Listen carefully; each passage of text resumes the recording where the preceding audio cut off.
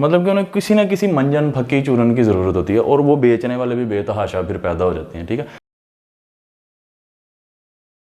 Female bodies में hormonal complications या दूसरे जो इस किस्म के जो कॉम्प्लिकेशंस हैं वो बहुत ज़्यादा होते हैं बनिस्बत मेल्स के। तो उन्हें अक्सर ये शिकवा रहता है कि उन पे बात नहीं की जाती, या कुछ लोग जो हैं उन्हें बहुत ज़्यादा ओवर कॉम्प्लिकेट कर रहे होते हैं। तो मैं इन सारी चीज़ों को थोड़ा सिंप्लीफाई करने की कोशिश करूँगा। पॉसिबल जो इश्यूज़ हो सकते हैं मैंने यहाँ पे नोट किए हैं, और उनका जो पॉसिबल सोल्यूशन है, या जिस तरीके से कोई डाइट प्लान्स या जिस तरीके से कोई टोटके और फकियाँ मंजन चूरन बिक रहे होते हैं इन चीज़ों के नाम पे, इन चीज़ों को थोड़ा सा सिंप्लीफाई करने की कोशिश करूँ। तो सबसे पहले तो मैं जो एक नॉर्मल इंसान है, इन सारी कॉम्प्लिकेशंस को दूर रखने के लिए या इनसे बचाव के लिए जो उसको जो तरीक़ेकार अपनाना चाहिए या जो लाइफस्टाइल अपनाना चाहिए, मैं उसको थोड़ा सा एक्सप्लेन करने की कोशिश करता हूँ। ईट मोर प्रोटीन। ईट मोर प्रोटीन मैं बार बार इसलिए कहता हूँ कि प्रोटीन हमारी डाइट में बहुत कम है। ठीक है, 20-30 ग्राम, शायद इससे भी कम आमतौर पे हमारी डाइट में प्रोटीन होता है डेली बेस पे। तो जब आप डाइट करते हैं या कोई भी किसी किस्म का आप जो है वो वेट कम करने की कोशिश कर रहे थे, या नॉर्मल रूटीन में भी आपको जो आप कहते हैं ना मुझे हमें वीकनेस हो रही है, तो वो वीकनेस की एक बड़ी वजह प्रोटीन डेफिशिएंसी होती है। हमारी डाइट में प्रोटीन नहीं है। प्रोटीन जो है वो आपकी बिल्डिंग ब्लॉक ऑफ बोन्स भी है, मसल भी है, स्किन, कार्टिलेज, मतलब कि बहुत सारे इसके फंक्शन होते हैं। हम लोग इसकी अहमियत को बहुत ज़्यादा इग्नोर कर रहे होते हैं। अपनी डाइट में प्रोटीन रखना एक नॉर्मल पर्सन के लिए भी उतना ही ज़रूरी है। उसके बाद add more vegetables and whole foods. जो वेजिटेबल और फ्रूट कंजप्शन जो है वो ये तो प्रूवन है कि वो ऑल कॉज डेथ को कुछ % तक कम कर देती है। उसके अलावा होल फूड्स अपनी डाइट में ज़्यादा से ज़्यादा रखें, किसे नहीं पता। ठीक है, limit ultra refined food, fast food वगैरह, मतलब जो भी आप प्रोसेस फूड जैसे कहते हैं, या अल्ट्रा रिफाइंड प्रोडक्ट्स जो हैं उन्हें थोड़ा लिमिट करें, कम करें, उनकी कंजम्पशन को कम करें। आपने उन्हें एक मेन कोर्स बना लिया हुआ है, हमने रिप्लेस कर दिया हुआ इन चीज़ों को होल फूड की जगह पे। उसके बाद आ जाता जी limit your overall caloric intake. अपनी कैलोरिक इंटेक को लिमिटेड रखें, अपने पोर्शंस को कंट्रोल करें, छोटा रखें, मुनासिब मिकदार में खाएं। अगर आप ओवर ईटिंग करेंगे तो आपको ये सारे हेल्थ इश्यूज़ जो हैं वो आना शुरू हो जाएंगे। तो अगर आप इन सारी चीज़ों से बचना चाहते हैं तो अपने जो पोर्शन हैं उनको मुनासिब रखें। इन शॉर्ट ये कि इंसानों की तरह खाएं। उसके बाद जी रेजिस्टेंस ट्रेनिंग बहुत ज़्यादा ज़रूरी है आजकल के दौर में। कोई पतला है, कोई मोटा है, कोई औरत है, मर्द है, रेजिस्टेंस ट्रेनिंग जो है वो बहुत ज़्यादा ज़रूरी है आजकल के दौर में। आपको बहुत सारे हेल्थ कॉम्प्लिकेशन से मैं आगे डिस्कस करूँगा, उनसे आपको बचाने में हेल्प करती है। उसके बाद increase your need non exercise activity thermogenesis, जिसे कहते हैं बी मोर एक्टिव, कि अपनी डेली रूटीन में आप बहुत ज़्यादा एक्टिव होने की कोशिश करें। बाइक को कम करें, गाड़ी को कम करें, घर में सीढ़ियाँ वगैरह इस्तेमाल करें, लिफ्ट्स वगैरह जो हैं उनको उनका इस्तेमाल बंद करें। तो ज़्यादा से ज़्यादा एक्टिव रहने की कोशिश करें। अगर आपकी बैठने वाली जॉब है, कोशिश करें थोड़ी देर बाद आप जो है थोड़ा सा मूव करें, खड़े होकर पैदल कोई 5-10 मिनट इधर उधर मूव कर लिया करें। ठीक है, उसके बाद अगर कोई हेल्थ इशू आ जाता है तो मेडिकल ट्रीटमेंट, ठीक है, ये लाजमी है। तो ये एक बिल्कुल नॉर्मल पर्सन के लिए ये एक शेड्यूल है या एक जो स्ट्रेटजी है उसे बीमारियों को प्रिवेंट करने के लिए, बचाए रखने के लिए, या अगर कोई हेल्थ इशू आ जाता है तो इस तरीके से उन चीज़ों को टैकल किया। अब मैं आता हूँ जो हेल्थ इशूज़ फीमेल्स को हो सकते हैं। सबसे पहला तो उनका मसला होता है जनाब जी ओवरवेट हैं, ओबीस हैं। तो उसके लिए भी सेम वही स्ट्रेटजी, ईट मोर प्रोटीन, अपनी प्रोटीन की इंटेक को बढ़ाएं। किस वजह से कि प्रोटीन आपको आपकी जो फुलनेस की फीलिंग है, आपको थोड़ा फुल फील करवाता है ज़्यादा देर तक। तो आपकी जो हंगर को जो है मे बी जो है थोड़ा कंट्रोल कर सकता है। ठीक है, उसके बाद जो भी मैंने आपको प्रोटीन की अहमियत बताई कि it's a building block of bones, muscles, skin वगैरह वगैरह। Add more vegetables, whole foods. ठीक है, वॉल्यूम ईटिंग, जब आप वेजिटेबल्स ऐड करेंगे, सैलड्स का एक बड़ा पोर्शन ऐड करेंगे, तो उसमें इसे कहते हैं वॉल्यूम ईटिंग। आप ज़्यादा बड़ी मिकदार में लेस जो कैलोरिक डेंस फूड खा रहे होंगे, जो आपको फुल फील करवाने में भी हेल्प करेगा, और आपको जो डिफरेंट जो आपके जो न्यूट्रिएंट्स हैं जैसे विटामिन, मिनरल्स वगैरह, उनको भी फुलफिल करेगा उस नीड को। उसके बाद वही limit your fast food, ultra refined food, processed food, के उसको लिमिट करें, उसको कम करें। कभी कभी खाने के लिए होती हैं ये चीज़ें, ये नहीं कि आप इनको अपना मेन कोर्स बना लें। Limit your overall caloric intake, कि अपना ओवरऑल कैलोरिक इंटेक जो है, ओवरऑल जो फूड है अपने पोर्शंस कम करें। 2 रोटियां खा रहे हैं उसमें से थोड़ी सी कम कर दें, आधी कर दें। आप बॉल सालन का या कोई भी चीज़ लेते हैं उसको थोड़ा सा कम कर दें। फरीहा जे जो हैं वो उनका एक ग्रुप है, वो इसमें ये चीज़ें वो सिखाती हैं, तो वो किसी ने जिक्र किया था, वो फॉलो करने वाली चीज़ है।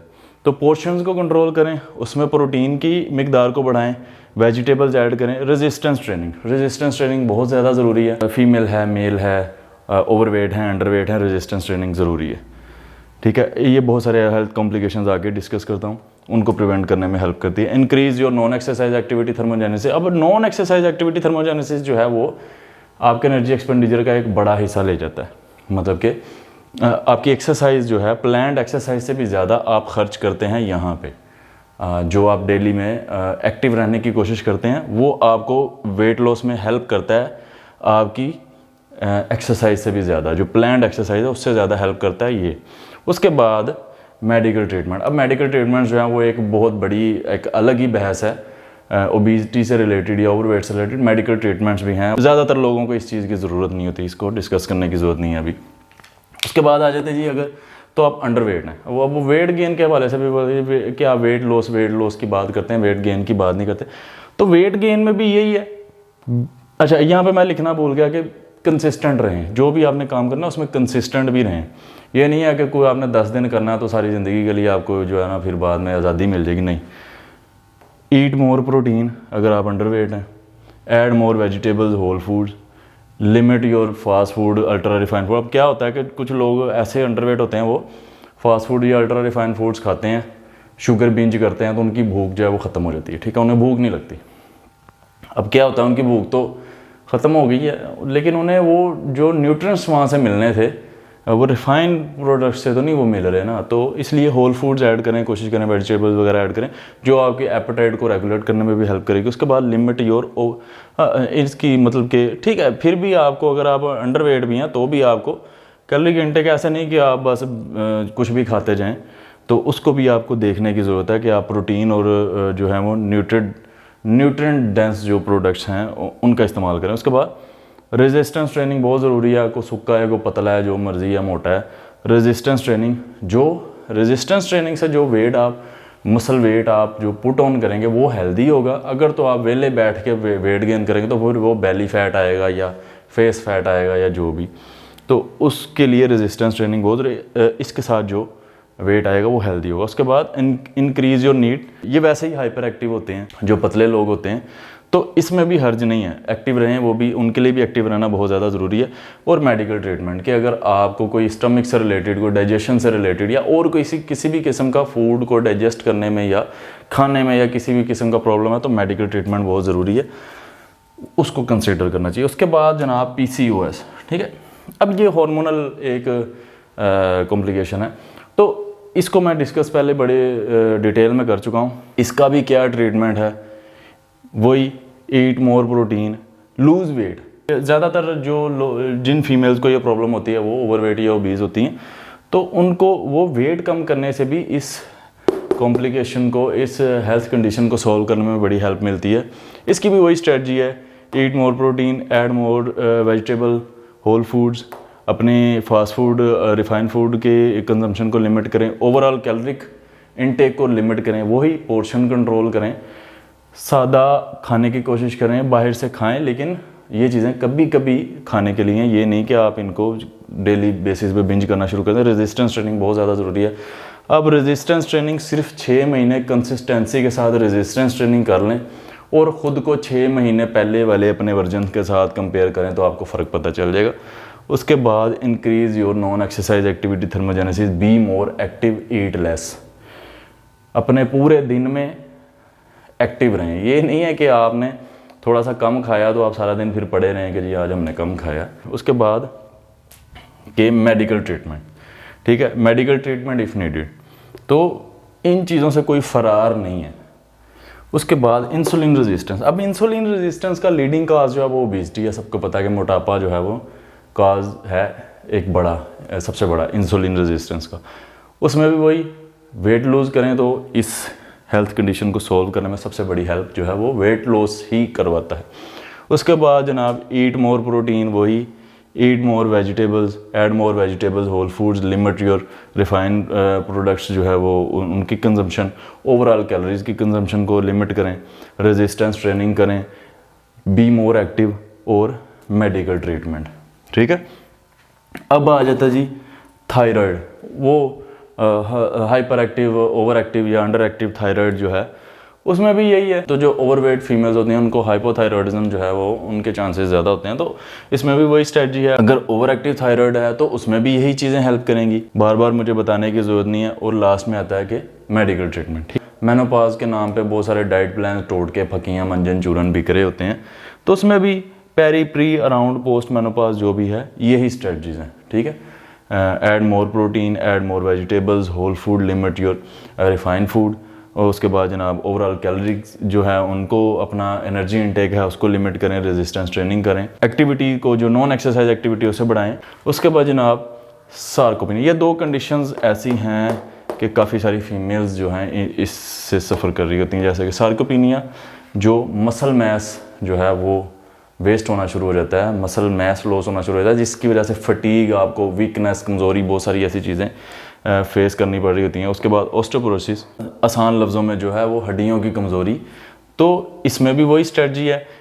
इन दो चीज़ों को भी सोल्व करने के लिए रेजिस्टेंस ट्रेनिंग एक, आप कह सकते हैं कि वाहिद हल उसके साथ ईट मोर प्रोटीन, जैसे कि मैंने बताया कि प्रोटीन हमारी डाइट में बहुत कम है, ये बिल्डिंग ब्लॉक ऑफ मसल और बोन्स और स्किन और आपके नेल्स और कार्टिलेज बोन्स वगैरह, जो इन सारी चीज़ों के बिल्डिंग ब्लॉक प्रोटीन है। Add more protein, add more vegetable, whole food, limit ultra refined products, resistance training करें, be more active, non exercise activity, thermogenesis उसको बढ़ाएं, वॉक करें, आप रनिंग करें, जॉगिंग करें, कभी कभी कुछ भी आप ऐड कर सकते हैं इस जगह पे। ठीक है, रेजिस्टेंस ट्रेनिंग के साथ या तो 1 घंटा वॉक ऐड करें या एक्टिव रहें पूरे दिन में। उसके बाद इन दोनों चीज़ों के लिए भी मेडिकल ट्रीटमेंट। ठीक है, अब इन चीज़ों के नाम पे मैंने कोशिश की है कि इसको मैं सिंप्लीफाई कर दूँ। इन चीज़ों के नाम पे आप क्या चाह रहे होते हैं, ज़्यादातर फीमेल चाह रही होती हैं कि ये सारे मसले हमारे पहले हल हो जाएं, उसके बाद हमने ये सारा काम करना है। ठीक है,